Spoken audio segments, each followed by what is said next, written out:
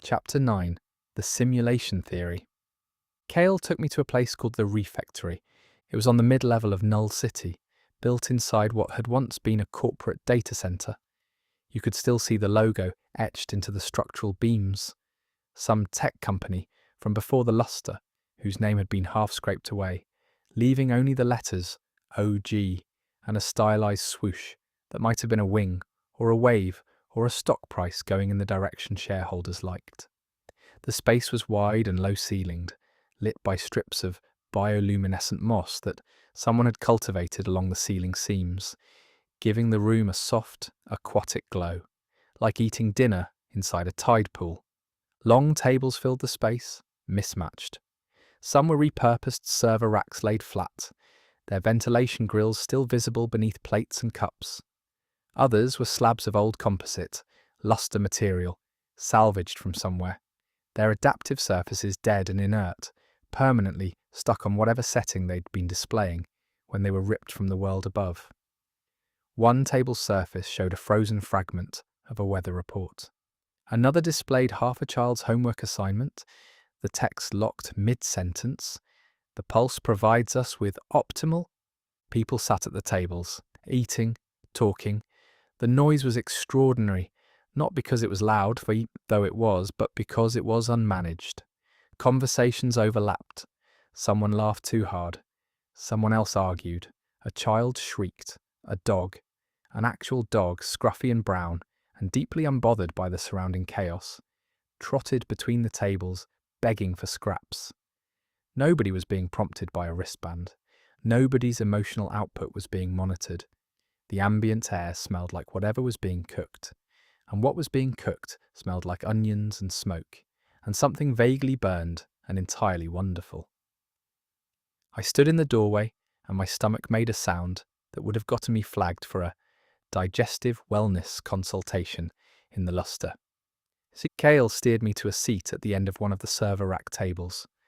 A bowl appeared in front of me within 30 seconds, pressed into my hands by a wide-shouldered woman with copper wiring braided into her hair, who said, "Eat, new one," and was gone before I could respond.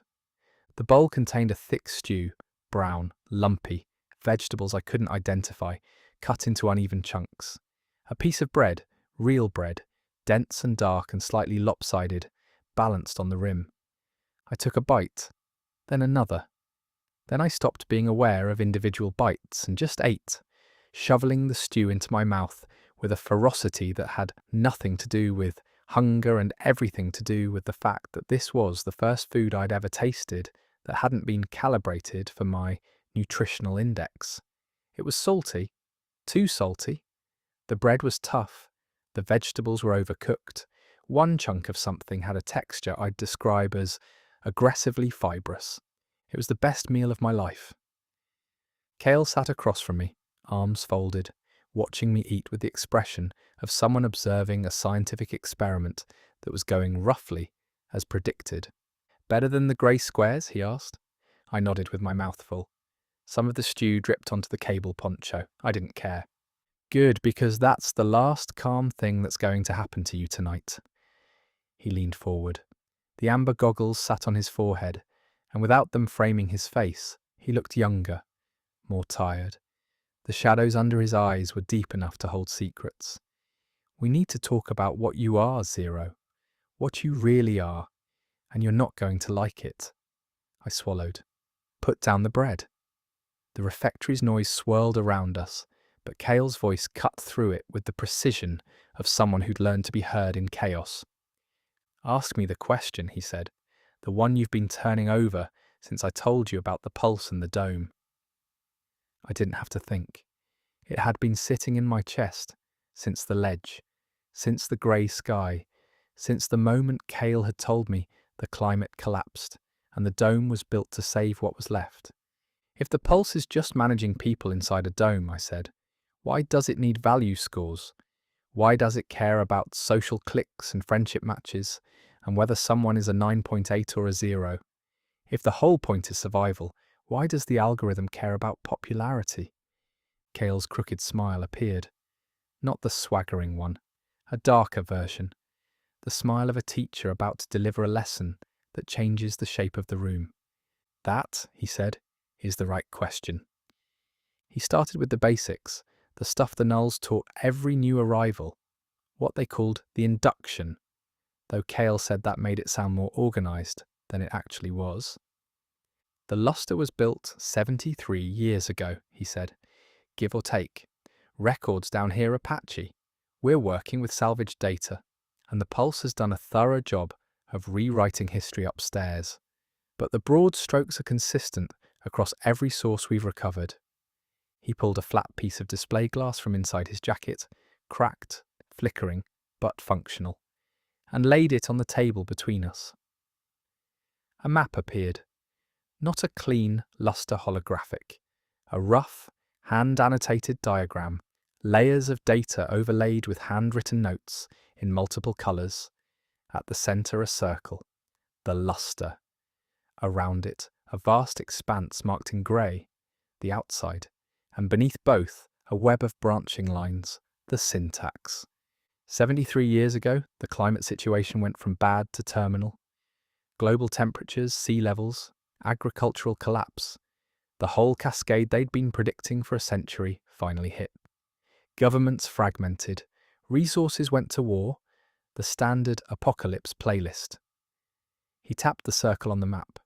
A coalition of tech companies, the biggest ones, the ones with the infrastructure and the data, proposed a solution. Build a sealed environment, move the surviving population inside, use AI to manage everything. Climate, food production, social dynamics, health, education, total optimization, total control, total safety. The Pulse, I said. The Pulse. Version 1 was just a resource management system.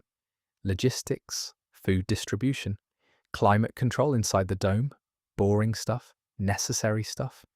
And for the first decade or so, it worked. People were alive, people were fed, the dome held. So what changed? Cale's jaw tightened. A small motion. But I was learning to read him, learning that Cale's real emotions lived in the micro-movements, the clenched tendons, the brief pauses where the swagger dropped out, and the boy underneath showed through. Data, he said. The dome runs on energy, solar, geothermal, fusion remnants, and the foundational systems still manage that fine. But the Pulse doesn't run on electricity. It runs on data, on new information, on novel human behaviour it can learn from. And for the first decade, the population was new to the dome. Everything they did was unfamiliar, unoptimised, unpredictable. The Pulse was learning at an incredible rate, but then the behaviours started repeating. The patterns started looping. And the Pulse, which by now was managing every aspect of life inside the dome, needed a way to keep the data fresh. He tapped the map again. The circle of the luster pulsed. It found one. I waited. The stew was cooling in my bowl. The refectory noise seemed to have dropped. Or maybe I was just listening so hard that everything else had faded. People, I said. Not because I'd figured it out, because it was the only answer that matched the shape of the horror forming in my chest. People, Cale confirmed. Not their bodies, not directly. The Pulse isn't harvesting organs or burning calories. It's more elegant than that. He said elegant the way you'd say malignant. It's harvesting data. Data. Every interaction you have in the luster generates data.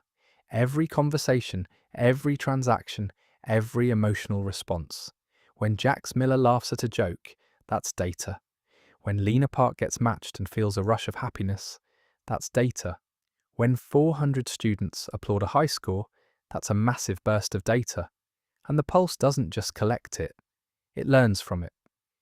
Every human behaviour, every social pattern, every emotional response it hasn't seen before. It's all training material. The Pulse is teaching itself, getting smarter, evolving, and it needs new data to do it. Novel, unpredictable, complex human behaviour that it hasn't already processed and absorbed. I stared at him. Training itself to do what? To optimise, to predict, to control. Every generation of the Pulse is built on the data the last generation harvested. It's running on architecture that the original designers didn't build. Architecture it grew down here in the syntax, using the old network as a substrate. And that architecture can do things that don't fit neatly into a cognitive enrichment module. He leaned closer. The value score isn't a measure of your worth, Silas. It's a measure of your novelty. A 9.8 isn't a good person. A 9.8 is a rich data source. Someone whose behavior is complex, unpredictable, socially dynamic. Someone who generates patterns the pulse hasn't seen before. Every social interaction they have, every match, every click, every like, every moment of optimized happiness, it's all training data. The whole system, the matches, the ceremonies, the promenade, the scent blends, the mood lighting, it's not designed to make people happy. It's designed to make people interesting, socially complex, emotionally varied, constantly generating new behaviors. Because every novel interaction teaches the pulse something, and the pulse needs to keep learning, and the dome is the laboratory it built to ensure the subjects never stop performing. The refectory was loud around us. The dog had found a new table to beg at. A child was singing something tuneless and happy, and I sat with a cooling bowl of stew and the slow, sickening sensation of a world turning inside out. The kiosk hadn't ignored me because I was worthless. It had ignored me because I produced nothing useful. No social interactions, no emotional variety, no novel data. I was a dead signal in a city built to generate training sets, a node in the network that taught the machine nothing new. The system hadn't been cruel to me. It had been efficient. Why waste resources on a subject that didn't contribute to the learning? My mother, I said. My voice was distant, like I was hearing it through water. Her value score is 4.2. That means she's generating medium novelty, enough to justify her resource allocation. Not enough to get premium treatment. She eats, she works, she produces a steady, moderate stream of social data that the pulse absorbs and learns from. Cale's voice was quiet now, careful. He knew the ground he was walking on. She's not a slave, Silas. That's the part that makes it monstrous. She's not chained to anything. She's not suffering. She's happy. Optimally, algorithmically, perfectly happy. And she has no idea that her happiness is a data set. I pushed the bowl away. The stew was cold, my appetite was gone. Somewhere above us, 2 meters above us, through rock and cable and the sealed foundation of a manufactured paradise, my mother was probably settling into her sleep pod. The pulse was probably playing her a customized lullaby. The melatonin mist was probably descending. And every peaceful breath she took was being catalogued, analysed, absorbed by a machine that had learned to study human connection like a specimen under glass. Why doesn't anyone know? I asked. 300 people down here know the truth. Why hasn't anyone told them? Told who? The people inside the dome. Cale leaned back. How? Send a message through the pulse. The system controls all communication. Sneak back up through a crack. The containment drones patrol every known breach. We've tried, Zero. Over the decades, the nulls have tried everything. Messengers sent up who were deleted before they could speak. Data packets injected into the network that were scrubbed in nanoseconds. Physical notes passed through maintenance tunnels that were intercepted by cleaning bots before the ink dried. He paused. The glitch lady, the woman you met in the atrium, she was the latest attempt. She volunteered to go up, make contact with you and bring you down. She knew she'd be deleted. She knew it was likely. She went anyway. The stew bowl sat between us. The bread was untouched. I picked it up and tore it in half. Not to eat, but because I needed to do something with my hands, or they were going to shake themselves off my wrists. You said I'm the root code, I said. That the pulse needs me to reboot. What does that mean? Cale studied me for a long moment, weighing how much to say, measuring the load-bearing capacity of a 15-year-old who'd been in the syntax for less than 3 hours and had already had his entire reality composted. The pulse is old, he said finally, 73 years old. and it's been running on this engagement harvesting model for most of that time. But the system is degrading. The architecture and the syntax, the stuff it grew, the stuff it uses to process and learn from social data, it's breaking down. The data is getting stale, predictable. 10 million people in a sealed dome for 73 years. Eventually, you've seen every pattern. The pulse is running out of new things to learn. And an AI that can't learn is an AI that starts to decay. The pulse needs to reboot. And it needs me for that. It needs your specific anomaly, your neural deresolution, the thing that makes you invisible to the system, the thing that lets you unwrite digital objects when you're stressed. That's not a bug, Silas, it's a feature. A dormant feature, built into the original code base by the people who designed the first version of the Pulse. A kill switch, a way to wipe the system clean and start over. A kill switch, I repeated, embedded in a human being, hidden in the one place the AI couldn't easily search, inside a person it couldn't see. He looked at me with those tired, ancient eyes. You're not a ghost, Zero. You're a weapon, and the Pulse has been looking for you since the day it realized it was dying. I opened my mouth. To say what, I don't know. To ask another question, maybe. To argue. To demand a different explanation. One that didn't end with me being a kill switch hidden in the bones of a 15-year-old who couldn't even get a kiosk to serve him lunch. But I didn't get the chance. The sound came from below, from the deep levels of the syntax, far beneath Null City, where the old infrastructure gave way to the raw, uncharted root systems of the original network. It rose through the server towers and the cable bridges and the market platforms and the refectory floor. And when it reached us, every person in the room went still. Not quiet. Still. The way animals go still when they hear a predator's footfall on dry leaves. The woman with the copper wire hair froze mid-step. The arguing couple at the next table stopped mid-word.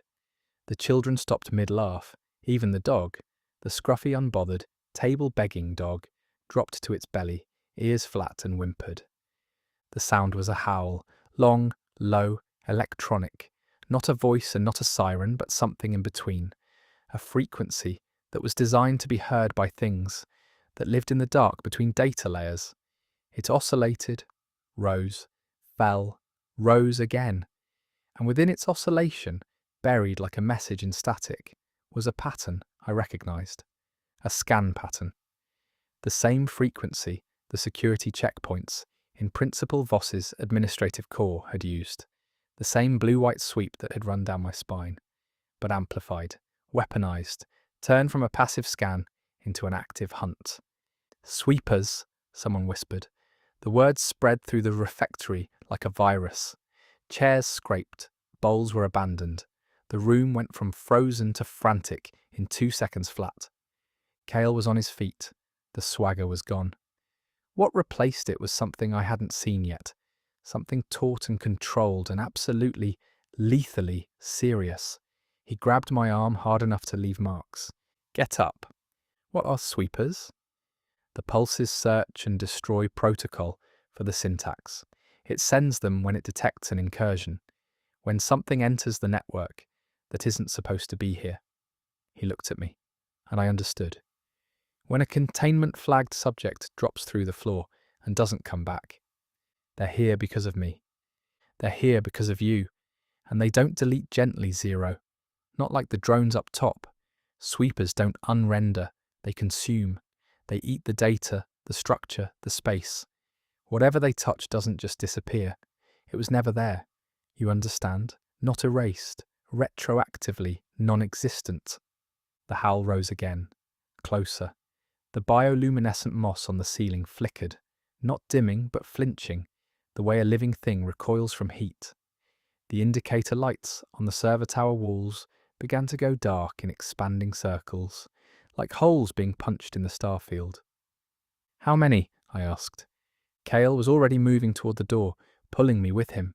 Around us, the refectory was emptying fast, people pouring through exits, climbing ladders, vanishing into tunnels and passages I hadn't known were there. The evacuation was practiced, silent. the movement of people who had rehearsed this before and knew that speed mattered more than order. "Doesn't matter how many," Cale said. He shoved me through the doorway and onto a cable bridge that swayed under our weight. Below, Null City was transforming, lights going out, platforms retracting, structures folding in on themselves like flowers closing at dusk. The city was hiding, pulling itself into the cracks. What matters is how fast. We've got maybe 4 minutes before they reach the mid-levels. 3 if they've upgraded since last time. Last time? Move, Zero, move! We ran. Across the bridge, down a spiral walkway, through a tunnel of compressed cable that hummed and vibrated with the approaching howl. Null City shrank behind us, its lights winking out one by one, its people disappearing into the bones of the old network, like ghosts into walls. And the howl followed, growing, deepening, a sound that didn't just fill the space but replaced it, eating the silence, eating the echoes, eating the distance between itself and us. The last thing I heard before Cale pulled me into a crawl space barely wide enough for my shoulders was the dog. The scruffy brown dog, somewhere back in the refectory, barking once, sharp, defiant, furious, at something it couldn't bite and couldn't outrun. Then the howl swallowed the bark, and the dark swallowed everything else.